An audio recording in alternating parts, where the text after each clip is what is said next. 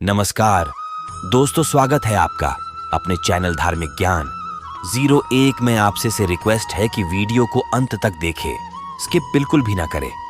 Video पसंद आए तो लाइक करें, साथ ही दोस्तों रिश्तेदार में शेयर एंड सब्सक्राइब जरूर करें, क्योंकि इससे हमें वीडियो बनाने का मोटिवेशन मिलता है। आज हम दोस्तों, एक बार की बात है, देवी सत्यभामा भगवान श्री कृष्ण के पास आती है और उनसे पूछने लगती है, हे स्वामी, आज मेरे मन में शंका निर्माण हो रही है, कृपया आप मेरी इस शंका का निवारण कीजिए। भगवान श्री कृष्ण कहते हैं, हे प्रिय, तुम्हारे मन में जो भी शंका हो निसंकोच होकर पूछो। तुम्हारी हर शंका का निवारण करना मेरा कर्तव्य है। तब देवी सत्यभामा बड़ी ही प्रसन्नता से पूछने लगती है, हे प्रभु, आपकी हम तीनों पत्नियां पहले आपको भोजन कराती है और फिर भोजन करती है, नित्य आपकी सेवा करती है, आपके चरण दबाती है, किंतु हे प्रभु, क्या पत्नी को पति के साथ अथवा पति से पहले भोजन करना चाहिए? क्या ऐसा करना उचित होता है? शास्त्र इस विषय में क्या कहते हैं? हे प्रभु, ऐसा वह कौन सा पाप है जिसे करने से स्त्री नरकगामी बन जाती है? कृपया आप मेरी इस शंका का समाधान कीजिए। भगवान श्री कृष्ण मुस्कुराते हुए कहते हैं, हे सत्यभामा, आज तुमने समस्त मानव जाति के कल्याण के उद्देश्य से बहुत ही महत्वपूर्ण प्रश्न किया है। हे देवी, तुमने जो प्रश्न किया है उसका समाधान देवी सुदेवा की कथा सुनने से प्राप्त हो जाएगा। देवी सत्यभामा कहती है, हे प्रभु, ये रानी सुदेवा कौन थी? उनका आचार विचार कैसा था? मेरे मन में उनके विषय में जानने की जिज्ञासा निर्माण हो रही है। श्री कृष्ण कहते हैं, हे सत्यभामा, तुम्हारे आग्रह पर आज मैं तुम्हें रानी सुदेवा की कथा सुनाता हूं। तुम्हारी सभी शंकाओं का समाधान इस प्राचीन कथा में ही है। इस कथा में तुम्हें तुम्हारे सभी प्रश्नों के उत्तर मिल जाएंगे, इसीलिए इस कथा को ध्यानपूर्वक सुनो। जो भी मनुष्य इस कथा को ध्यानपूर्वक सुनता है और इसका प्रचार करता है, वह सौभाग्यशाली बनता है। उसे कभी नरक की प्राप्ति नहीं होती है। फिर देवी सत्यभामा कहती है, हे स्वामी, मैं इस कथा को अवश्य ध्यानपूर्वक सुनूंगी। कृपया आप इस कथा को कहिए। भगवान श्री कृष्ण कहते हैं, हे सत्यभामा, फिर सुनो इस कथा को। प्राचीन काल में अयोध्यापुरी में महाराज इक्ष्वाकु राज्य करते थे। वे धर्म का पालन करने वाले, गुणवान, चरित्रवान और अत्यंत कुशल सम्राट थे। उनका विवाह काशी नरेश की पुत्री सुदेवा के साथ हुआ था। सुदेवा सत्य का व्रत पालन करने में तत्पर, गुणवान, चरित्रवान तथा महान पतिव्रता थी। महाराज इक्ष्वाकु पुण्यात्मा थे। उन्होंने अनेक यज्ञ तथा अनेक पुण्य के कार्य किए थे। उन्होंने देवालय बनवाए, पोखरे खुदवाए, अनेक वाटिकाएं बनवाए तथा वे साधु संतों की रक्षा में सदैव ही तत्पर रहते थे। महाराज इक्ष्वाकु के नगर के समीप एक घना जंगल था। उस जंगल में एक सूअर अपनी पत्नी और पुत्र पौत्रों के साथ रहा करता था। वह सूअर बड़ा ही विशालकाय और भयंकर आकार वाला था, जिससे सभी मनुष्य भयभीत रहते थे। उस सूअर के भय से मनुष्य उस वन के मार्ग से जाने से डरने लगते थे। फिर जब यह बात महाराज इक्ष्वाकु को पता चली, तो उन्होंने उस सूअर का शिकार करने का सोचा। और फिर एक दिन महाराज अपनी पत्नी सुदेवा तथा अनेक सैनिकों और कुत्तों को लेकर उस वन में शिकार करने के लिए चले गए। महाराज बड़े पराक्रमी थे। उन्होंने अनेक विशालकाय शेरों का तथा राक्षसों का वध किया था। इसीलिए वे इस भयंकर सूअर से नगरवासियों की रक्षा करने के लिए उस वन में उस सूअर का शिकार करने के लिए आ गए। जब उस भयंकर आकार वाले सूअर ने महाराज को वन की तरफ आता देखा, तो वह सूअर अपनी पत्नी से कहने लगा, हे प्रिय, देखो, ये कौशल देश के महान सम्राट इक्ष्वाकु है। वे महापराक्रमी और महातेजस्वी हैं और वे इस वन में मेरी शिकार करने के लिए आ रहे हैं। उनके साथ बहुत से कुत्ते और व्याध है। इसमें तनिक भी संदेह नहीं है कि वे मुझ पर ही प्रहार करेंगे। महाराज बड़े पुण्यात्मा हैं। ये राजाओं के भी राजा है। समस्त विश्व इनके अधीन है। हे प्रिय, मैं तुम सबकी रक्षा करने के लिए अपना पराक्रम दिखाता हुआ महाराज के साथ युद्ध करूंगा। अगर युद्ध में मैंने इनको पराजित कर दिया, तो तीनों लोकों में मेरी कीर्ति हो जाएगी। और यदि मैं इनके हाथ से मारा भी गया, तो मुझे इस सूअर के जन्म से छुटकारा मिलेगा और मैं विष्णु लोक को चला जाऊंगा। मेरे पिछले जन्म के पाप के कारण ही मुझे सूअर का जन्म प्राप्त हुआ है। हे प्रिय, तुम मेरा मोह छोड़कर हमारे पुत्र और पौत्रों को लेकर पर्वत की गुफा में चली जाओ। अब समय आ गया है कि मैं अपने पूर्व जन्मों के पापों से मुक्त हो जाऊं। जब महाराज के बाण मेरे शरीर को घायल कर देंगे तो एक एक बाण से मेरे पूर्व जन्म के पाप नष्ट हो जाएंगे। फिर उस सुअर की पत्नी बोलने लगती है, हे नाथ, हमारे बच्चे आपके ही पराक्रम और साहस के कारण इस वन में निर्भय होकर विचरण करते हैं, कोमल कोमल फूलों का आहार ग्रहण करते हैं। आप ही के कारण इन्हें शेर, सियार आदि जंगली जानवरों का भय नहीं है, क्योंकि आप ही इनकी रक्षा करते हैं। आपके भीषण रूप को देखकर कोई भी शिकारी हमारी शिकार करने के लिए इस वन में नहीं आता है। अगर आपकी मृत्यु हो जाएगी तो फिर मेरी और हमारे पुत्रों की रक्षा कौन करेगा? आपके बिना हम असहाय हो जाएंगे। पति के बिना मेरा क्या होगा? उत्तम सुवर्ण के गहने, आभूषण, वस्त्र पहनकर भी कोई भी स्त्री पति के बिना शोभा नहीं पाती है। पति से ही स्त्री को सौंदर्य और शोभा प्राप्त होती है। आपके बिना मेरा जीवन भी नष्ट हो जाएगा। हे नाथ, हे प्राणेश्वर, आपके बगैर मैं जीवित नहीं रह सकती। हे नाथ, मैं सच सच कहती हूँ, आपके साथ यदि मुझे नरक में भी डाल दिया जाए तो भी मैं खुशी खुशी आपके साथ चली आऊंगी। इसीलिए आप महाराज के सामने मत जाइए। आप भी हमारे साथ पर्वत की कंदर में चलिए, हम वहीं छिपकर बैठ जाते हैं। आप जीवन की इच्छा छोड़कर अपनी पत्नी और पुत्र को अकेला छोड़कर जा रहे हो, इससे आपको क्या लाभ होगा? फिर वह सुअर कहता है, हे प्रिय, तुम वीरों के धर्म को नहीं जानती हो, इसीलिए ऐसा कह रही हो।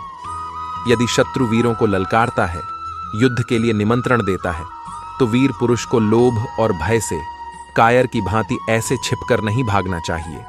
ऐसे पुरुष को 1000 युगों के लिए कुंभीपाक नरक में डालकर पकाया जाता है। वीर पुरुष अगर शत्रु का सामना करता है और लड़ते हुए वीर गति को प्राप्त होता है तो उसे मृत्यु के बाद दिव्य लोकों की प्राप्ति होती है। आज महाराज इक्ष्वाकु हमारे पास युद्ध करने के लिए आए हैं। वे हमारे अतिथि हैं और अतिथि का अनादर नहीं करना चाहिए। अतिथि का अनादर साक्षात भगवान विष्णु का अपमान होता है, इसीलिए उनके साथ युद्ध करना मेरा कर्तव्य है। फिर वह सुअर की पत्नी बोलती है, हे प्राणनाथ, ठीक है, यदि आप महाराज के साथ युद्ध करना चाहते हैं तो मैं भी आपके साथ रहकर आपका पराक्रम देखूंगी। इतना कहकर उस सुअर की पत्नी ने अपने पुत्रों को बुलाकर कहा, हे पुत्रों, मेरी बात सुनो। आज युद्ध भूमि में अतिथि आए हैं, उनका सत्कार करने के लिए और उनसे युद्ध करने के लिए तुम्हारे पिता जा रहे हैं और उनके साथ मैं भी जा रही हूँ। इसीलिए तुम सभी अपने भाइयों को लेकर पर्वत की गुफा में जाकर छिप जाओ। महाराज, इक्ष्वाकु बड़े बलवान हैं, वे इस युद्ध में हमारा संहार कर डालेंगे, इसीलिए तुम लोग यहाँ से भाग जाओ और अपने प्राण बचाओ। फिर वह सुअर के छोटे छोटे बच्चे बोलने लगे, हे माँ, जो पुत्र अपने माता पिता को संकट में छोड़कर भाग जाते हैं वे महापापी होते हैं, उन्हें घोर नरक में डाला जाता है। जो निर्दयी पुत्र अपनी माँ का दूध पीकर उसे दुख में छोड़कर भाग जाता है, जो पुत्र अपने बाप को विपत्ति में देखकर छोड़कर चला जाता है, वह कीड़ों से भरे हुए दुर्गंधी युक्त नरक में गिरता है। इसीलिए हे माँ, हम लोग आपको छोड़कर नहीं जाएंगे। फिर वह सुअर, उसकी पत्नी और उसके बच्चे सभी युद्ध के लिए तैयार हो जाते हैं और युद्ध भूमि की ओर निकल पड़ते हैं। सभी छोटे छोटे सुअर अपने पिता और माता की चारों ओर से रक्षा करने लगते हैं। उधर महाराज इक्ष्वाकु अपनी सेना के साथ उस स्थान पर आ जाते हैं और अपने सामने खड़े सुअरों को देखकर बड़े बड़े शूरवीर योद्धाओं को सुअरों का शिकार करने के लिए आगे भेजते हैं। वे सभी बलवान शूरवीर योद्धा हाथ में तलवार और भाले लेकर सुअरों पर आक्रमण करने लगते हैं। फिर सुअरों और राजा के सैनिकों के बीच भीषण युद्ध होता है। सभी एक दूसरे पर भीषण प्रहार करने लगते हैं। सुअर अपने दांतों से सैनिकों को मारने लगते हैं तो सैनिक अपने भालों से सुअरों को मारने लगते हैं। इस युद्ध में अनेक सुअर मर खप गए, कितने ही घायल हुए और महाराज के अनेक सिपाही भी मर गए और घायल हुए। अब केवल वह सुअर, उसकी पत्नी और उसके कुछ 5-7 पुत्र ही बचे थे। अपने सभी पुत्रों को मरा हुआ देखकर सुअर की पत्नी भयभीत हो गई और अपने पति से कहने लगी, हे नाथ, मुझे और इन बालकों को लेकर यहाँ से चलो, नहीं तो हमारा वंश नष्ट हो जाएगा। कृपया हम सभी अपने प्राण बचाकर भाग चलते हैं, नहीं तो महाराज हम सभी को मार डालेंगे।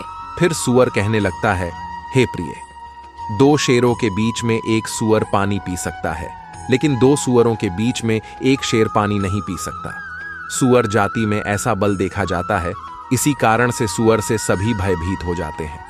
अगर इस समय पर मैं मृत्यु के भय से भाग जाऊंगा तो मेरे सूअर जाति की प्रसिद्धि नष्ट हो जाएगी। इसीलिए हे प्रिय, तुम हमारे बच्चों को लेकर यहां से चली जाओ और सुखपूर्वक जीवन व्यतीत करो।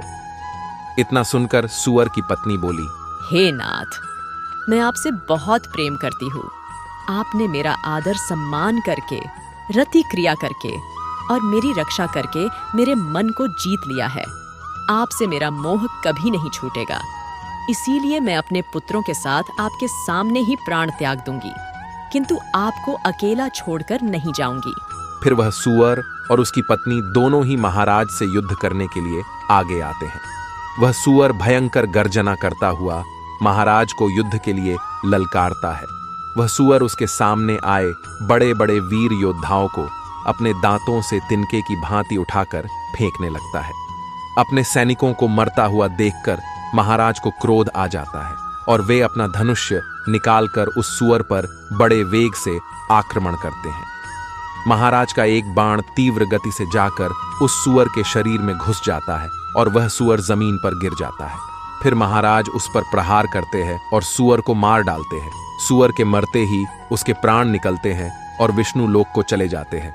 फिर महाराज के सैनिक अपने हाथ में भाले लेकर उस सूअर की पत्नी को मारने के लिए उसकी ओर जाने लगते हैं। सूअर की पत्नी अपने बच्चों के सामने खड़ी हो जाती है और बच्चों से कहती है, बच्चों, मैं जब तक यहाँ पर खड़ी हूँ, तुम यहाँ से भाग जाओ। सूअर का बड़ा बेटा बोलता है, हे माता, अपने प्राणों के भय से मैं आपको मरने के लिए छोड़कर कैसे भाग जाऊं? अगर मैं ऐसा करूं तो मुझ पर धिक्कार है। मैं युद्ध में शत्रु को परास्त करूंगा। तुम अपने पुत्रों को लेकर यहां से चली जाओ। फिर वह सूअर की पत्नी बोली, हे मेरे पुत्र, मैं महापापिनी तुझे अकेला छोड़कर कैसे चली जाऊं? इतने में ही राजा के सैनिक उन सूअरों के पास आते हैं और उन पर प्रहार करने लगते हैं। सूअर का बड़ा बेटा भयंकर युद्ध करता है और अनेक सैनिकों को मार गिराता है। तब महाराज आगे आकर उस सूअर के बड़े बेटे को भी मार डालते हैं। अपने पुत्र को मरा हुआ देखकर सूअर की पत्नी बहुत क्रोधित हो जाती है और भीषण प्रहार करने लगती है। उसने भी अनेक सैनिकों को मार डाला। इस घटना को महारानी सुदेवा देख रही थी। तब वह महाराज से कहती है, हे महाराज, उस सूअर की पत्नी आपके सैनिकों को मार रही है।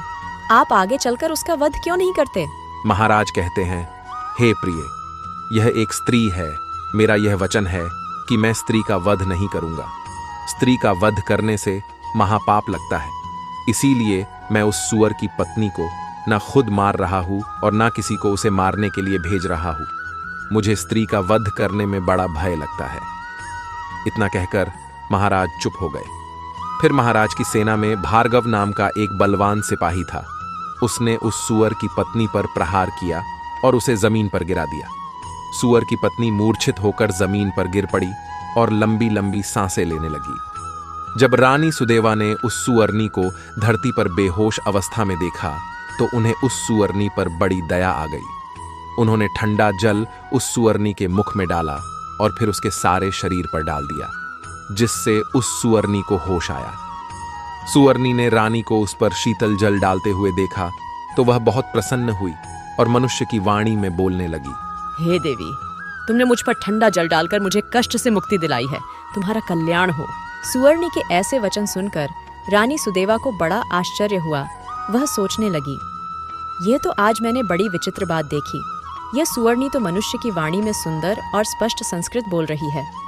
फिर रानी ने उस सुअरनी से कहा, हे भद्रे, तुम कौन हो? तुम्हारा बर्ताव विचित्र है।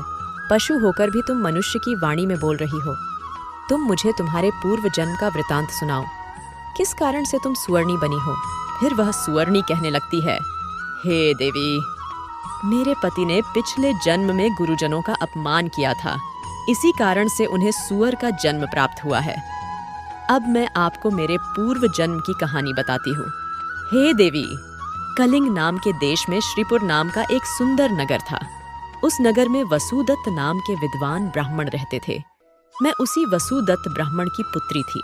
उन्होंने मेरा नाम सुकन्या रखा था। उस समय उस नगर में मेरे जितनी सुंदर स्त्री कोई और नहीं थी। अपने सौंदर्य और रूप के घमंड में मैं उन्मत्त हो गई थी। मेरी मुस्कान बड़ी मनोहर थी। जब मैं जवान हुई तो मेरा सुंदर रूप और जवानी देखकर मेरी माता को बड़ा भय लगने लगा।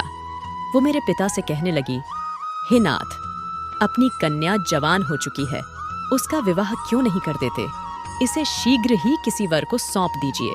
फिर वह ब्राह्मण बोला, हे कल्याणी, मैं अपनी पुत्री का विवाह उसी पुरुष के साथ करूंगा जो विवाह के बाद मेरे ही घर में निवास करेगा। सुकन्या मुझे बड़ी प्रिय है, मैं इसे अपनी आंखों से दूर नहीं होने देना चाहता। फिर एक दिन शिव शर्मा नाम के जवान विद्वान ब्राह्मण मेरे द्वार पर आ गए। मेरे पिता उसके ज्ञान और कुशलता को देखकर बहुत प्रसन्न हुए और उसे मुझसे विवाह करने के लिए पूछ लिया। फिर मेरे पिता ने उस शिव शर्मा ब्राह्मण से मेरा विवाह कर दिया और वे हमारे साथ ही हमारे घर पर रहने लगे। परंतु मैं अपने माता पिता के लाड प्यार से बिगड़ चुकी थी, अपनी विवेक शक्ति खो चुकी थी। मैंने कभी अपने पति की सेवा नहीं की, कभी उनके चरण स्पर्श नहीं किए। मैं सदा उन्हें क्रूर दृष्टि से देखती थी, उनका अपमान करती थी, उन्हें नाम लेकर पुकारती थी, उनके भोजन से पहले भोजन कर लेती थी। मैं अपने पति से ही खुद को भोजन परोसवा लेती थी।